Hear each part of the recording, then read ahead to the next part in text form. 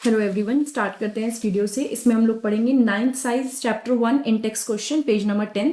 जो page number 10 के Intex question है वो कवर करेंगे।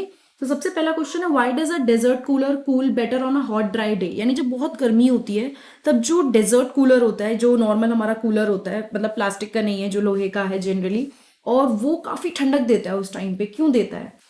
उस टाइम पे ना एक प्रोसेस हो रहा होता है जिसको बोलते हैं इवेपोरेशन। बेसिकली इवेपोरेशन की वजह से वो बहुत ठंडक देता है। On a hot day the rate of evaporation increases. यानी कि जब बहुत गर्मी होती है तो इवेपोरेशन का रेट जो होता है बहुत जल्दी जल्दी होता है, ज्यादा ज्यादा होता है। हवा में ह्यूमिडिटी कम हो जाती है, यानी कि ड्राइनेस बढ़ जाती है। ठीक है, समझ आ गया ना? ह्यूमिडिटी इज मॉइस्चर, मॉइस्चर कम होकर ड्राइनेस बढ़ जाती है। The outer walls of the cooler get sprinkled by water constantly. जो आउटर वॉल्स होती हैं कूलर की, इसके ऊपर क्या होता है, धीरे धीरे पानी आता रहता है, आउटर वॉल्स। और बेसिकली आपने देखा होगा नेट भी होती है वहां पे, नेट भी गीली होती रहती है ना। So the outer walls of the cooler get sprinkled by water constantly. उसके ऊपर पानी गिरता रहता है। एंड ये जो पानी है जब इवेपोरेट होता है हॉट ड्राई वेदर में, तो ऑटोमेटिकली कूलिंग इफेक्ट जनरेट होता है। तो मेन रीजन अगर मैं जोड़ तोड़ के निचोड़ निकाल के बोलूं तो दैट इज इवेपोरेशन। इवेपोरेशन की वजह से बहुत ज्यादा गर्मी में भी ठंडक रहती है। ठीक है, नेक्स्ट पे आते हैं, how does the water kept in an earthen pot become cold during summer.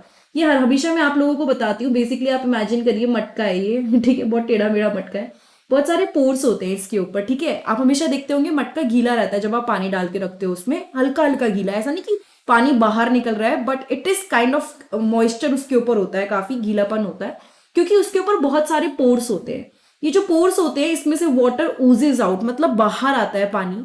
और जब पानी बाहर आता है तो गर्मी के दिनों में ये इवेपोरेशन करता है। ये जो इवेपोरेशन का प्रोसेस है, इसकी वजह से जो पॉट की सरफेस है वो धीरे धीरे ठंडी होती है, कूलिंग इफेक्ट जनरेट होता है। एंड इसकी वजह से जो पॉट है वो ठंडा होता है। एंड इस पॉट के अंदर वो अंदर रखा हुआ पानी भी ठंडा होता है। ठीक है, सो ये चीज हमें दिमाग में रखनी है कि कैसे बेसिकली कूलिंग इफेक्ट जनरेट हो रहा है। Why does our palm feel cold when we put some acetone or petrol or perfume on it? जब हम अपने पाम के ऊपर या जनरली हम छिड़कते हैं हल्का सा भी परफ्यूम या फिर हम एसीटोन, नेल पेंट रिमूवर वगैरह हाथ में रखते हैं तो ठंडा ठंडा क्यों लगता है? एकदम से ऐसा लगता है ना कि ठंडा हो गया है। एसीटोन और पेट्रोल क्या है ना, वॉलेटाइल लिक्विड है। वॉलेटाइल का मतलब हो गया फटाफट से वेपर फॉर्म में कन्वर्ट हो जाएंगे। ठीक है, कोई भी चीज वॉलेटाइल का होता है, अगर मैं बोलूँ वॉलेटाइल है तो मतलब बहुत जल्दी वेपोरेट हो जाएगी। सो यहाँ पे इसने क्या बोला, they evaporate when they come in contact with air. जैसे एयर के कॉन्टैक्ट में आए वो बहुत जल्दी इवेपोरेट होना शुरू कर देते हैं। Change from liquid to vapour state require latent heat of vaporisation. Liquid state से, जैसे बोलना चाहिए गैसियस स्टेट में या वेपर स्टेट में जाने के लिए लेटेंट हीट ऑफ वेपराइजेशन की जरूरत पड़ती है। इसके बारे में हम लोगों ने एनसीईआरटी के एक्सप्लेनेशन में कवर किया। आपको एनसीईआरटी का लिंक जो है उस प्लेलिस्ट का नीचे मिल जाएगा। The acetone, petrol और perfume take the latent heat of vaporization from our palm. जो ये एसीटोन है, पेट्रोल और परफ्यूम है, ये हमारे हाथों से लेटेंट हीट ऑफ वेपोराइजेशन को ले लेते हैं। पाम जो है वो हीट लूज करती है और इसकी वजह से हमें ठंडा ठंडा लगता है। ठीक है, the evaporation causes cooling sensation in our hand. और इस इवेपोरेशन की वजह से हमारे हाथ में कूलिंग सेंसेशन हमको फील होती है। सो बेसिकली अगर मैं बोलूँ आप लोगों को कि हमारी हाथ में हमें क्यों ठंडा ठंडा लगता है जब हम एसीटोन और पेट्रोल डालते हैं, बिकॉज जब ये कन्वर्ट कर रहा होता है अपनी form, like it is converting from solid to vapour form, तो साथ में उसको लेटेंट हीट ऑफ वेपराइजेशन चाहिए होती है जो हमारी पाम से वो लेके जाता है, जिसकी वजह से हाथ में एकदम ठंडा इफेक्ट जनरेट होता है। ठीक है, why are we able to sip hot tea और milk faster from a saucer than a cup. देखो सॉसर जो है वो थोड़ा बड़ा होगा, चौड़ा होगा। इनफैक्ट अगर कोई छोटा सा ग्लास आप देख रहे हो जिसमें जो सरफेस एरिया है वो बहुत कम है, तो वहां पे इवेपोरेशन बहुत धीरे धीरे होगा। इसमें इवेपोरेशन बहुत फास्ट होगा। और आपको पता ही है कि इवेपोरेशन से कूलिंग इफेक्ट जनरेट होता है। तो अगर कोई चीज बड़ी है उसके सरफेस एरिया बड़ा होने की वजह से इवेपोरेशन फास्ट होता है। कोई चीज छोटी है तो उसमें सरफेस एरिया कम होने की वजह से इवेपोरेशन स्लोली होता है, इसलिए ये बहुत लेट ठंडा होता है, ये बहुत जल्दी ठंडा हो जाता है। ठीक है, what type of cloth should be wear in summer.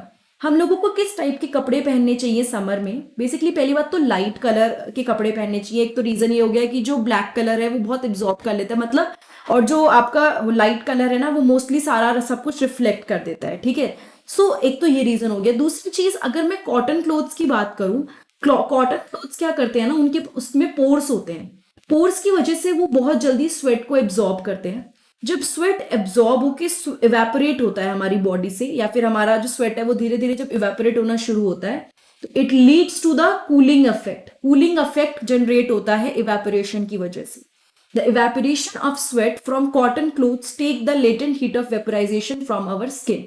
ये जो इवेपोरेशन हुआ स्वेट का, पसीने जो इवेपोरेट हुए, तो हमारी बॉडी से, क्योंकि आपको पता है ये फॉर्म चेंज हो रही है, लिक्विड से गैसियस फॉर्म में जा रहा है, स्वेट जो है वो लिक्विड से गैसियस फॉर्म में जा रहा है। ऐसा करने के लिए उसको लेटेंट हीट ऑफ वेपोराइजेशन की जरूरत है, जो हमारी स्किन में से वो ले लेता है। ठीक है, उस टाइम पे उसकी वजह से हमको बहुत ठंडा फील होता है और थोड़ा सा ऐसा लगता है कि हाँ ठीक है, थोड़ा बेटर है। ठीक है, so this was a video on in text question page number 10।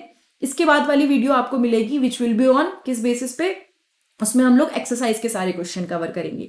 आपको 3 या 4 प्लेलिस्ट मेरे चैनल पे मिल जाएंगी जो केवल साइंस से रिलेटेड है। एक में मैंने सारे NCERT explanation line to line दिया है, एक में क्वेश्चन आंसर्स, एक में क्विज और एक में एक्स्ट्रा जो एनसीईआरटी से थोड़ा ज्यादा है, लेकिन आप पढ़ सकते हो, आपके लेवल का ही है, आपको समझ आ जाएगा, वो आप कवर कर सकते हो मेरे चैनल पे जाके प्लेलिस्ट में।